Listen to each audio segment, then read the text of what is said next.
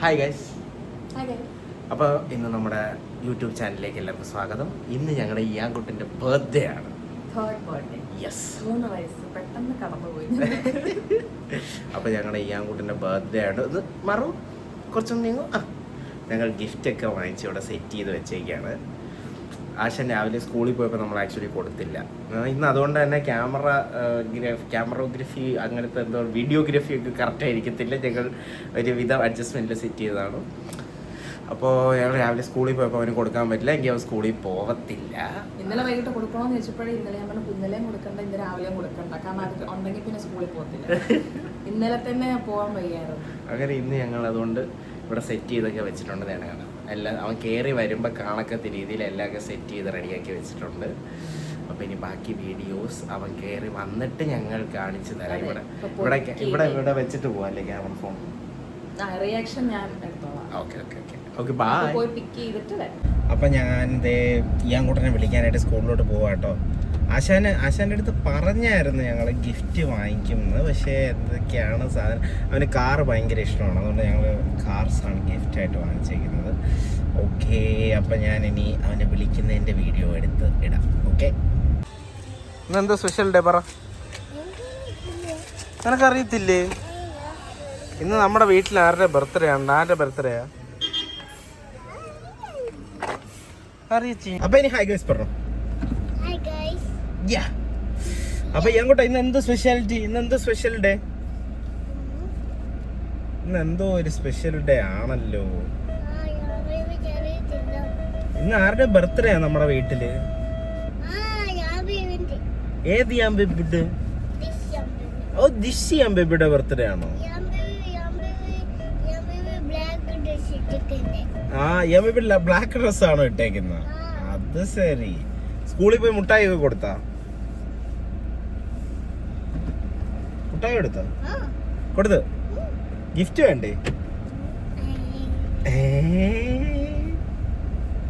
കാണാൻ വയ്യടാ നിന്റെ റിയാക്ഷൻ. നിനക്ക് ഗിഫ്റ്റ് വേണോ? ആ, ഗിഫ്റ്റ് വേണമെങ്കിൽ തരാം.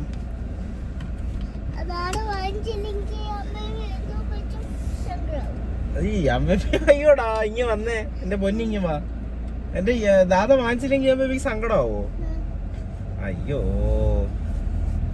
അപ്പൊ ഗിഫ്റ്റ് എന്നാ വാങ്ങിച്ച് നേരെ കാണാൻ വയ്യ ക്യാമറയിൽ. നിന്നെ ഏ സ്കൂട്ടറില്?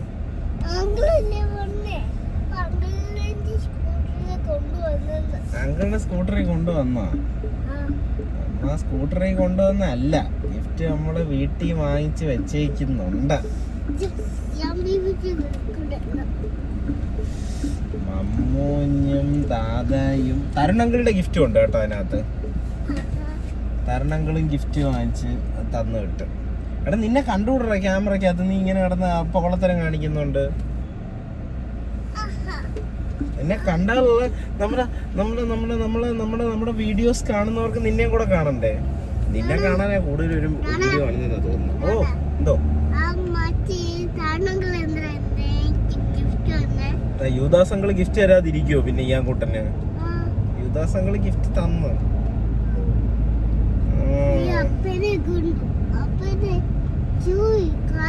നമുക്ക് ഇനിയിപ്പോ കുറച്ച് കഴിഞ്ഞിട്ട് ഇനി നമുക്ക് വീട്ടിൽ എത്താം. ടാറ്റ പറ. ചെല്ലടാ.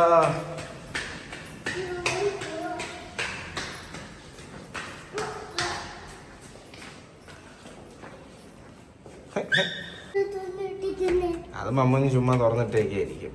ചെല്ലേ.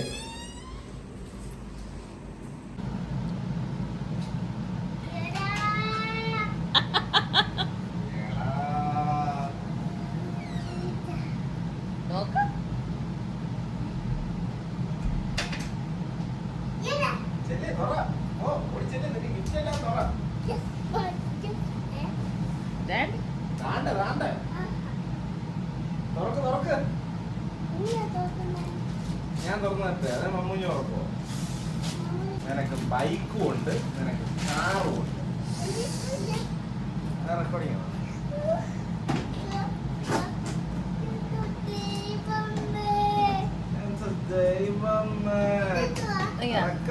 പ്രേക്ഷകരെ കാണിക്കട്ടെ. ഞാൻ ഓപ്പൺ ഏതാണെന്നൊന്നും ചോദിക്കില്ല ക്യാമറ കാണിക്കും. അത്രയും ക്ലോസർ അല്ല.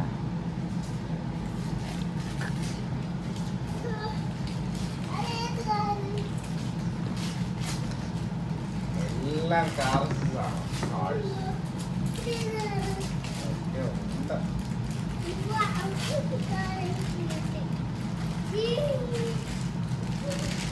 അല്ല, ഇപ്പുറത്ത് ബാക്കിൽ ഇപ്പുറത്ത് ഫ്രണ്ടിൽ വാ. ഇനി ഇങ്ങനെ വിളിക്ക്.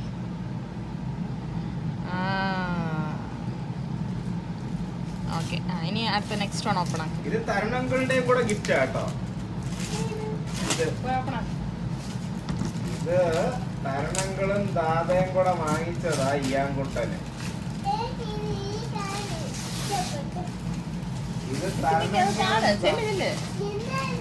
ഇത് തരുണങ്ങളും ദാതയും കൂടെ ഇയാൻകുട്ടന് വേണ്ടി വാങ്ങിച്ചതാണ്.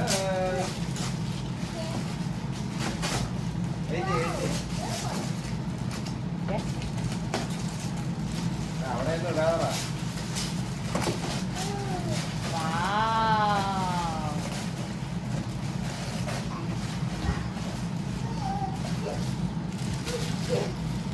വേണ്ട, ഇങ്ങനെ പിടിച്ചോ. എന്നിട്ട് വാ, ഇവിടെ വന്നില്ലേ, ഇവിടെ വന്നില്ലേ. എങ്ങോട്ട് ഹാപ്പി ആണോ? ഗിഫ്റ്റ് എല്ലാം കിട്ടിയോ? എത്ര കാറ് കിട്ടി? ഒത്തിരി കാറ് കിട്ടിയോ? 1 2 3 കൊറേ കിട്ടി. ബൈക്ക് വേണോന്ന് പറഞ്ഞിട്ട് കിട്ടിയില്ലേ? സന്തോഷമായില്ലേ?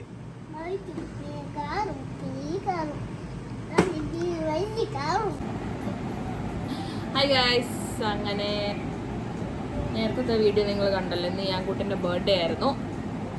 ആള് സ്കൂളിലൊക്കെ പോയി എൻജോയ് ഒക്കെ ചെയ്ത് തിരിച്ചു വന്നപ്പോൾ നല്ല കിടക്കൻ സർപ്രൈസ് കണ്ട്. അതിൽ ഏകദേശം വണ്ടിയുടെ കാര്യത്തിൽ തീരുമാനമായി. അത് പറയാം. ഇപ്പൊ രാത്രി ആട്ടോ. ഞങ്ങളിപ്പോ കുളിച്ച് രണ്ടുപേരും കുളിച്ചൊക്കെ കഴിഞ്ഞ് പരിപാടി എല്ലാം തീർന്ന് പിള്ളേരെ സെറ്റിലാക്കി. അപ്പം ഞങ്ങൾ നിങ്ങളോട് ഷെയർ ചെയ്യാൻ പോകുന്നത്,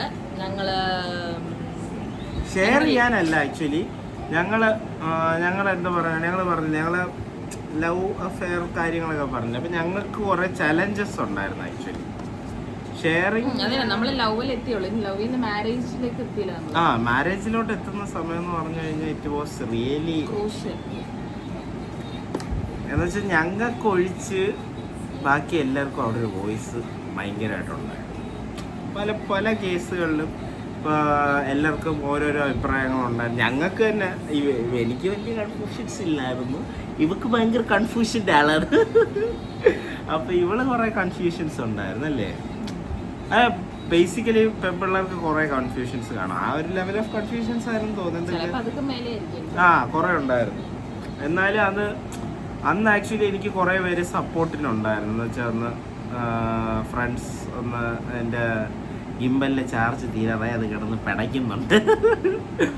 ഓക്കെ, അപ്പോൾ അങ്ങനെ കുറേ നമ്മുടെ ഫ്രണ്ട്സും കാര്യങ്ങളും ഒക്കെ ഞങ്ങൾ ഒരുപാട് സപ്പോർട്ട് ചെയ്തിട്ടുണ്ട്. എന്ന് വെച്ചാൽ ഒരുപാട് ഡൗട്ട്സ് ഉണ്ടായിരുന്നു ഞങ്ങൾക്ക് അല്ലേ. എന്ന് വെച്ചാൽ ഇപ്പം ഇവളെ സംബന്ധിച്ചെന്ന് പറഞ്ഞാൽ ഒത്തിരി ഡൗട്ട്സ് ഉണ്ടായിരുന്നു. എന്നെ സംബന്ധിച്ച് അത്രയും ഡൗട്ട്സ് ഇല്ലെങ്കിൽ പോലും കുറച്ച് കൺഫ്യൂസിങ്. കാര്യം ഞങ്ങൾ കല്യാണം കഴിക്കുന്ന ആക്ച്വലി നിനക്ക് 24 എനിക്ക് 25 ആയ അല്ല, രണ്ടുപേരും 24 ആണ്. അത്രേ ഉള്ളൂ. അതെ, ഞങ്ങൾ 3 മാസത്തെ മൂപ്പേ ഉള്ളൂ. ഞാൻ 3 മാസം എൽഡറാണ്. അപ്പോൾ എത്ര 24-25 ആ ഒരു ഏജിലാണ് ഞങ്ങൾ കല്യാണം കഴിക്കുന്നത്. അപ്പം ഞാനെന്ന് പറഞ്ഞാൽ ഒട്ടും സെറ്റിൽഡ് ആയിട്ട് പോലും ഇല്ല. ഒരു ഫുൾ കൺഫ്യൂസ്ഡ്, പരിപാടികളൊക്കെ തുടങ്ങിയ ഒരു ലെവലൊക്കെ ആയതൊക്കെ ഉള്ളു. അങ്ങനെ മൊത്തത്തിൽ ഒരു കൺഫ്യൂസ്ഡ് ഇതിൽ നിൽക്കുകയാണ്. അന്ന് ഞങ്ങൾക്ക് കുറേ പ്രശ്നങ്ങളുണ്ടായി. ഇപ്പം ഞങ്ങൾ പുതിയതായിട്ട് കല്യാണം കഴിക്കാൻ പോകുന്ന എല്ലാവർക്കും കാണുന്ന പ്രശ്നങ്ങളാണ്. ആക്ച്വലി സെറ്റിൽഡ് അല്ല, പിന്നെ എന്താ പറയാനായിട്ട്, പിന്നെ ഇന്റർ കാസ്റ്റ് മാരേജ് ചെയ്യുന്നവരാണെങ്കിൽ വീട്ടുകാരെന്ത് പറയും, നാട്ടുകാരെന്ത് പറയും, പിന്നെ കുടുംബക്കാരെന്ത് പറയും, അങ്ങനെ കുറേ കൺഫ്യൂഷൻസ് ആണ്. ബേസിക്കലി എൻ്റെ ഒരു കൺസെപ്റ്റ് എന്ന് പറഞ്ഞു കഴിഞ്ഞാൽ എല്ലാവരെയും നോക്കിയൊന്നും നമുക്ക് എന്തായാലും എൻ്റെ ഇതാണ്, ഇത് അവളുടേതേ അല്ല, ഇവള് എൻറ്റയർലി ഡിഫറെൻ്റ്. ഇവൾ എൻറ്റയർലി ഡിഫറെൻ്റ് ആണ്. എൻ്റെ എന്ന് പറഞ്ഞു കഴിഞ്ഞാൽ ഇപ്പോൾ എനിക്കെന്ന് പറഞ്ഞാൽ ഇപ്പോൾ എൻ്റെ അടുത്ത് എൻ്റെ ഫ്രണ്ട്സ് രണ്ടുപേരും എപ്പോഴും ചോദിക്കുന്ന ഇപ്പം ഞാൻ നേരത്തെ പറഞ്ഞില്ലേ തരുണും ആര്യ ഞങ്ങളുടെ ബെസ്റ്റ് ഫ്രണ്ട്സ്. അപ്പോൾ ആര്യ ചോദിക്കും ഇവനിൽ എന്താണ് എക്സ്പെക്റ്റേഷൻ, അല്ലെങ്കിൽ അവനിൽ ഒരു എക്സ്പെക്റ്റേഷൻ ഇല്ലാത്ത തന്തയാണല്ലോ ഇതെന്നൊക്കെ എൻ്റെ അടുത്ത് എപ്പോഴും പറയും. പക്ഷേ എനിക്ക് സത്യം പറഞ്ഞ ഒരു എക്സ്പെക്റ്റേഷൻ ഇല്ല. ബേസിക്കലി പറഞ്ഞാൽ എനിക്ക് അവരെ അങ്ങനെ ആക്കണം ഇങ്ങനെ ആക്കണം. കാര്യം എന്ന് പറഞ്ഞാൽ നമ്മൾ ഈ കുഞ്ഞുനാൾ മുതൽ കേട്ട് വരുന്ന ഒരു കേട്ടുകേഴിയുണ്ട്, ഞങ്ങൾ നിങ്ങൾക്ക് വേണ്ടിയാണ് ജീവിച്ചത്. ഞാൻ ഒരിക്കലും അത് പറയത്തില്ല. കാര്യം എന്ന് പറഞ്ഞു കഴിഞ്ഞാൽ എൻ്റെ കൺസെപ്റ്റ്, ഞാൻ എനിക്ക് വേണ്ടിയാണ് ജീവിക്കുന്നത്. ഇപ്പം ഞാൻ അവനെ അങ്ങനെ കല്യാണം കഴിപ്പിക്കണം, അല്ലെങ്കിൽ എൻ്റെ മോനെ ഡോക്ടറാക്കണം, എൻജിനീയർ ആക്കണം, എൻ്റെ രണ്ടാമത്തെ മോനെ ഞാൻ പിന്നെ ഇതാക്കണം, മറ്റേതാക്കണം, മറിച്ചതാക്കണം എന്നൊക്കെ പറഞ്ഞ് വിചാരിച്ചു കഴിഞ്ഞാൽ അവർക്ക് വേണ്ടി ഞാൻ ജീവിക്കുകയില്ല. എൻ്റെ കുറേ ആഗ്രഹങ്ങൾ നടത്തിയെടുക്കാനായിട്ട് ഞാൻ ഇവന്മാരെ ജീവിപ്പിച്ചെടുക്കുന്ന ഒരു കൺസെപ്റ്റാണ്. അപ്പം ഞാൻ അതിൽ ലിറ്ററലി ഓപ്പോസിറ്റാണ്. എനിക്ക് ഇവന്മാരിൽ രണ്ടുപേരിലും ഒരു എക്സ്പെക്റ്റേഷനും ഇല്ല. ചിലപ്പോൾ മിക്കവാറും എൻ്റെ ഒരു വിശ്വാസത്തിനാണെങ്കിൽ 10-18 വയസ്സൊക്കെ ആകുമ്പോൾ ഞങ്ങളെ കളഞ്ഞിട്ട് അവരുടെ വഴിക്ക് തിരിഞ്ഞു പോകും. അപ്പോൾ എന്താണെങ്കിലും എക്സ്പെക്റ്റേഷൻ ഇല്ല. പിന്നെ ഇവരെ വളർത്തുന്നതിൽ ഒരു ചെറിയ ഇതുണ്ട്, എന്ന് വെച്ചാൽ നല്ല 2 ഹ്യൂമൻ ബീങ്സ് ആയിട്ട് വളർത്തണം. അതിലൊക്കെ കവിഞ്ഞ് എനിക്ക് വേറെ ഒരു എക്സ്പെക്റ്റേഷനും ഇല്ല. അപ്പം ഞാൻ അങ്ങനെ തന്നെ ചിന്തിച്ച ഒരാളാണ്. ഇപ്പോൾ എനിക്ക് ബാക്കിയുള്ളവരുടെക്കാളും എനിക്ക് വേണ്ടി ഞാൻ ജീവിക്കുന്നുണ്ട്. എന്തായാലും എനിക്ക് വേണ്ടി ജീവിക്കുന്നവരും ഉണ്ട്, ഇല്ല എന്നല്ല. പക്ഷേ എന്നാലും ഞാൻ എൻ്റെ കാര്യങ്ങൾ ചെയ്താലേ എൻ്റെ കാര്യങ്ങൾ പെർഫെക്റ്റ് ആകത്തുള്ളൂ. അതേസമയം ഇവള് വേറൊരു ചിന്താഗതിയാണ്. അവളുടെ ചിന്താഗതി വേണമെങ്കിൽ നിങ്ങൾ കേട്ടോ. ആണ് അവൻ്റെ ടൈപ്പ് ഓഫ് ക്യാരക്ടറല്ല, അവൻ്റെ ഒരു ചിന്താഗതി അങ്ങനെ. ഞാനെന്ന് പറഞ്ഞാൽ എന്നെ അറിയാവുന്നവർക്ക് എന്തായാലും അറിയാം, ഞാൻ എൻ്റെ ചുറ്റിനുള്ള ആൾക്കാരെ എപ്പോഴും ഇങ്ങനെ എല്ലാവരും എൻ്റെ കംഫർട്ട് സോൺ എന്ന് പറയുന്നത് എൻ്റെ ചുറ്റിനുള്ള ആൾക്കാരായിരിക്കും. അപ്പോൾ അവരെ വേദനിപ്പിക്കാതെ അല്ലെങ്കിൽ അവരെ കംഫർട്ട് ചെയ്ത് ജീവിക്കണം എന്നാണ് ഞാൻ ഇത്രയും നാളും ജീവിച്ചുകൊണ്ടിരിക്കുന്നത്. ഇപ്പോൾ എൻ്റെ പേരൻസ് ആണെങ്കിലും എൻ്റെ ഫാമിലി ആണെങ്കിലും എല്ലാവരും.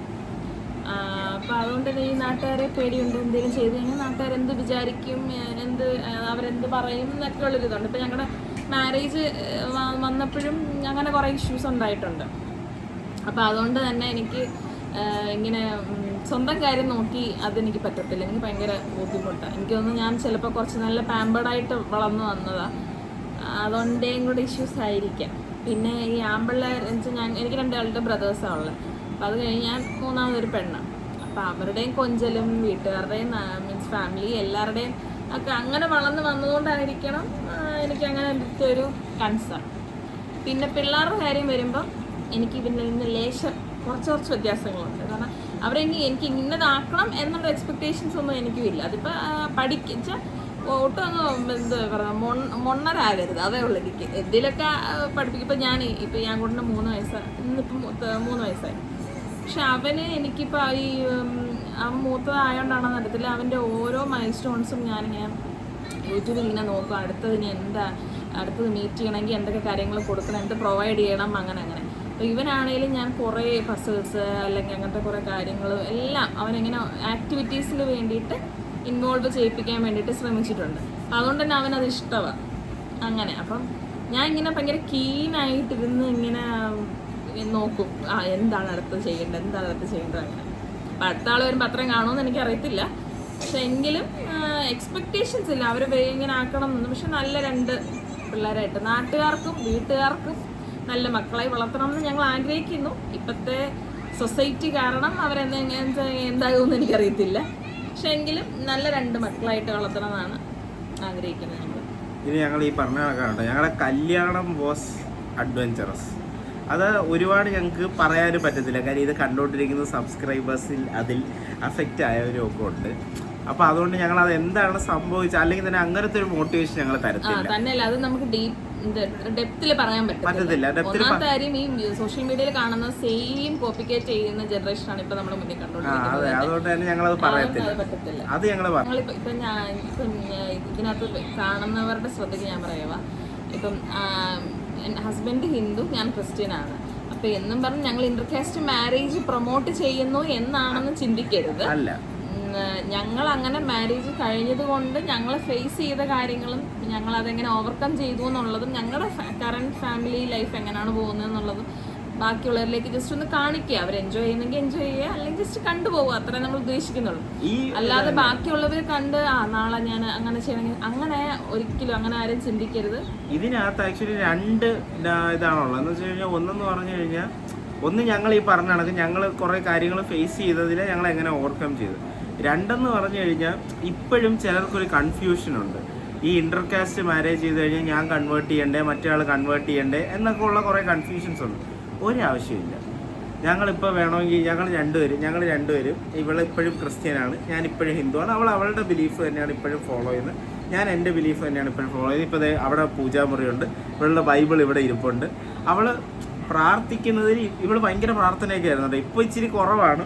കാര്യം എന്ന് പറഞ്ഞു കഴിഞ്ഞാൽ ഈ പിള്ളേരുടെ തിരക്ക് കാരണമാണ്.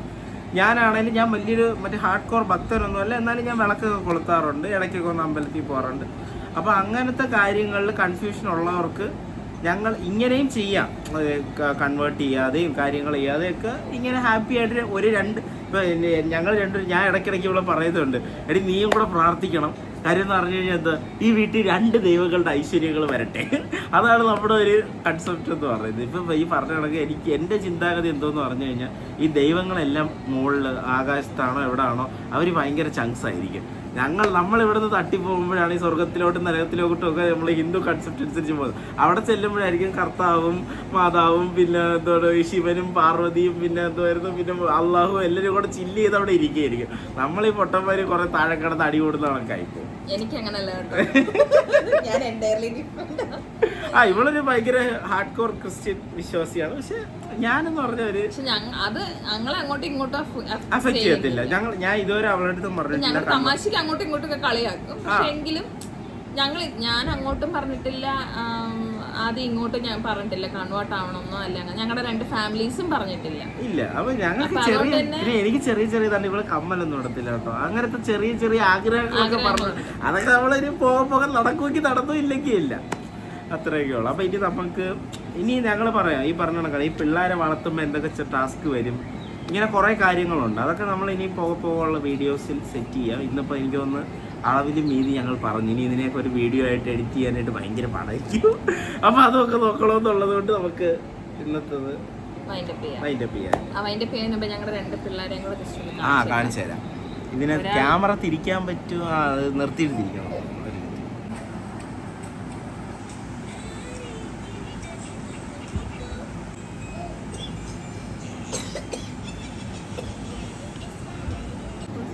അപ്പൊ ഇപ്പൊ കാണിച്ചത് ഞങ്ങളുടെ ബേബീസ് റൂഹാൻ. ഒരാള് കിടന്ന് കളിക്കുക, ഒരുത്ത എന്റെ ഐപാഡ് കൊണ്ടിരിക്കും. കാർട്ടൂൺ കാണിച്ചാലേ പറ്റുള്ളൂ, ഞങ്ങൾക്ക് വീഡിയോ എടുക്കാൻ പറ്റത്തില്ല. അതുകൊണ്ടാണ് ഈ ഒരു സമയമാകുമ്പോൾ ഞങ്ങൾ എപ്പോഴും കൊടുക്കും. ആശാൻ ഐപാഡും കണ്ട് ഇരിക്കുക. പക്ഷെ ഇഷ്ടമായിട്ടോ, ഞങ്ങളിപ്പോ വീഡിയോ എടുക്കാൻ തുടങ്ങുമ്പോഴേ ഹായ് ഗായ്സ് എന്ന് പറഞ്ഞു വരും. ചിലപ്പോ വണ്ടി ഇരുന്നിട്ട് വണ്ടിയിൽ ഫോൺ ഹോൾഡറിൽ വെച്ച് ആദ്യത്തെ 2 ദിവസം ഞങ്ങള് വീഡിയോ എടുത്തോണ്ട്, അപ്പൊ അവിടെ ചുമ്മാ വെക്കുമ്പോഴും ഹായ് ഗായ്സ് എന്ന് പറഞ്ഞു വരും. അപ്പൊ അങ്ങനെയാണ്. അപ്പൊ ഞങ്ങൾ ഇന്ന് ഇവിടെ കൊണ്ട് വൈൻഡപ്പ് ചെയ്യുകയാണ്. പക്ഷെ ഞങ്ങൾ ഈ പറഞ്ഞ കണക്കാണ്, ഞങ്ങൾ പറ്റുന്ന മെസ്സേജസും ഞങ്ങൾ തരുന്നുണ്ട്. ഞങ്ങൾക്ക് ഇന്നിപ്പോൾ പറയാനുള്ളതെന്ന് പറഞ്ഞു കഴിഞ്ഞാൽ, ഇപ്പോൾ ഇന്റർകാസ്റ്റ് ചെയ്ത് മാരേജ് ചെയ്തവരോ ചെയ്യാൻ നിൽക്കുന്നവരോ അല്ലെങ്കിൽ ചെയ്യാൻ ചിന്തിക്കുന്നവരോ അങ്ങനെ ആരെങ്കിലും ഉണ്ടെങ്കിൽ എല്ലാവർക്കും ഉള്ളൊരു ചിന്തയാണ് എന്താണ് എന്താ പറയുന്നത്, കൺവേർട്ട് ചെയ്താൽ മാത്രമേ കല്യാണം കഴിച്ച് മുന്നോട്ട് പോകാൻ പറ്റുള്ളൂ. ഒരു കാര്യമില്ല, സീരിയസ്ലി പറയാണ്, ഒരു കാര്യമില്ല. ഇപ്പം ഞാൻ എൻ്റെ വിശ്വാസം അങ്ങോട്ടും ഇങ്ങോട്ടും റെസ്പെക്ട് ചെയ്യുക, അതേ ഉള്ളൂ. നമുക്കിപ്പം അങ്ങനെ അങ്ങ് ജീവിച്ചു പോയെന്നും പറഞ്ഞ പ്രശ്നങ്ങളൊന്നും വരത്തില്ല. ഇനി ഭാവിയിൽ ഇപ്പം ചിലർ ആർക്കെങ്കിലും തോന്നുന്നുണ്ട്, സ്വതമേ തോന്നുന്നുണ്ടെങ്കിൽ മാത്രം കൺവേർട്ട് ആകുക. അല്ലെങ്കിൽ കമ്പൽഷനിലോ അല്ലെങ്കിൽ ഇങ്ങനെ കല്യാണം കഴിക്കേണ്ടി വന്നു അതുകൊണ്ട് ഇനി അവരുടെ ലൈഫ് ബിലീഫിലേക്ക് അങ്ങനൊന്നുമില്ല. 2 പേരുടെയും ബിലീഫിൽ നിന്നുകൊണ്ട് തന്നെ നമുക്ക് മുന്നോട്ട് നല്ല രീതിയിൽ ജീവിക്കാൻ പറ്റും. റെസ്പെക്റ്റ് ചെയ്ത് അങ്ങോട്ടും ഇങ്ങോട്ടും നമ്മൾ റെസ്പെക്റ്റ് ഒക്കെ ചെയ്ത് നമ്മൾ ഹാപ്പി ആയിട്ട് ജീവിക്കുക. ബാക്കിയുള്ളവരെയും കൂടെ നമ്മൾ കാണിച്ചു കൊടുക്കുക. നമ്മളിങ്ങനെ ഇന്റർകാസ്റ്റ് മാരേജ് കഴിച്ചിട്ടും നമ്മൾ നമ്മുടെ വിശ്വാസത്തിൽ നല്ലൊരു കുടുംബജീവിതം നമ്മൾ നയിക്കുന്നുണ്ട് എന്നുള്ളത് കാണിച്ച് കൊഴിഞ്ഞു കഴിഞ്ഞാൽ പ്രശ്നമില്ല. കാര്യം നമുക്കത് ചെയ്യാൻ പാടെന്തെന്ന് പറഞ്ഞാൽ ഇപ്പോൾ ഫോഴ്സ് ചെയ്യുമ്പോൾ വരുന്നതെന്ന് പറഞ്ഞാൽ, ഇപ്പം നിങ്ങൾ തന്നെ കണ്ടുകൊണ്ടിരിക്കുന്നവർ തന്നെ എക്സാമ്പിളായിട്ട് ആലോചിച്ച് നോക്കണം. ഇപ്പോൾ ചിലർ നോൺ വെജ് ആയിരിക്കും, വെജ് ആയിരിക്കും, അല്ലെങ്കിൽ ഇപ്പോൾ എന്തെങ്കിലും ഇപ്പം എനിക്കിപ്പോൾ 29 വയസ്സായി. ഞാൻ ഈ 29 വയസ്സ് ഒരു ലൈഫ് സ്റ്റൈലാണ് ജീവിച്ചു വന്നത്.